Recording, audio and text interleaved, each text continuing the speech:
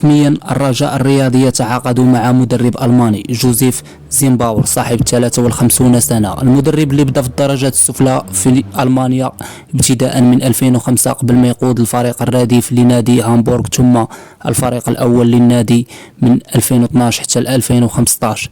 كما كانت له تجربة في الدوري السويسري، وفي 2019 غادي يتعين كمدرب رئيسي لأورلاندو بايرتس الجنوب الإفريقي واللي فاز معاه بلقب الكأس وحتى المركز الثالث في الدوري. وكانت آخر تجربة ليه مع نادي لوكوتيف موسكو الروسي واللي انتهت بعد خسارة المدرب الألماني أكد في التصريح اللي نقلته الصفحة الرسمية للفريق أنه كيعرف مدينة الدار البيضاء والجمهور الرجاوي والفريق بعد ما كان قابل الفريق ديالو السابق أورلاندو بايرتس مع الرجاء في كأس الكونفدرالية الإفريقي، وقال أنه ساعد تجربة وغادي يقاتل من أجل إعادة النادي إلى سابق تواجد من أجل التتويج بالألقاب.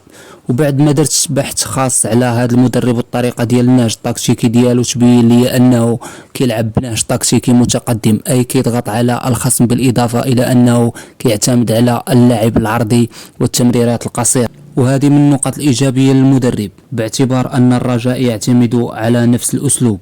أما النقط السلبية فراه ما خاضش تجارب كبار في إفريقيا، كما أنه ما عندوش ألقاب في المسيرة التدريبية ديالو من غير لقب الكأس مع نادي الجنوب إفريقي.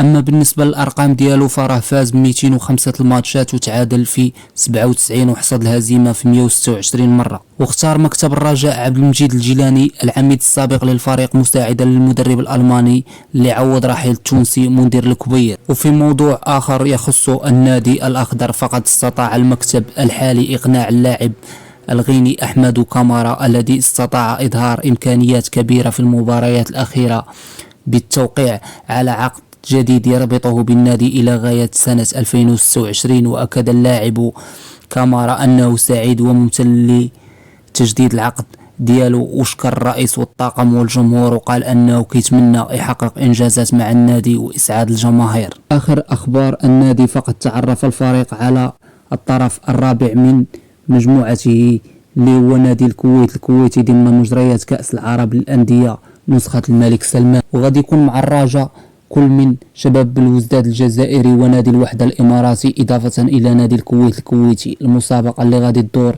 المجريات ديالها في المملكة العربية السعودية. وللتذكير فراه الرجاء هو حامل لقب الدورة السابقة.